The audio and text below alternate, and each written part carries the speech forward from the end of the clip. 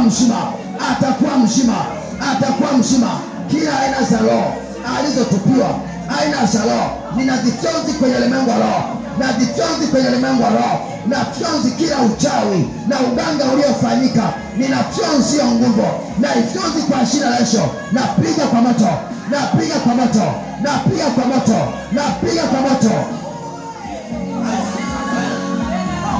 katika jina la Yesu, katika jina la Yesu Kristo. Ugonjwa wa moyo hautaonekana tena, ugonjwa wa presha hautaonekana tena. Kuanzia leo nafunga kila magonjwa aliyokuwa amefungwa mama huyu, aliyokuwa amefungwa mama huyu, yeyote aliyechezea afya bibi huyu, kuanzia leo, kuanzia leo ninayamuru magonjwa haya yakamrudie mara 7, magonjwa haya yakamrudie mara 7, magonjwa haya yakamrudie mara 7.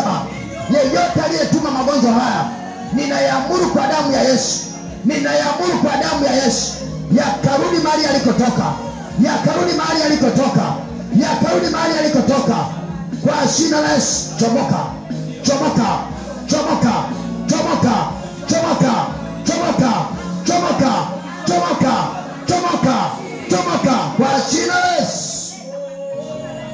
Amekuwa mzima, amekuwa huru, amekuwa huru, amekuwa huru.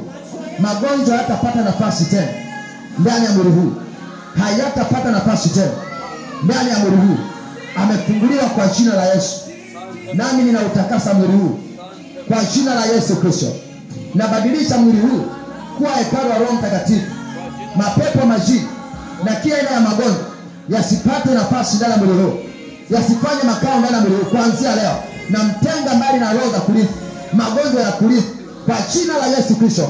Wanazaleta leo haya nina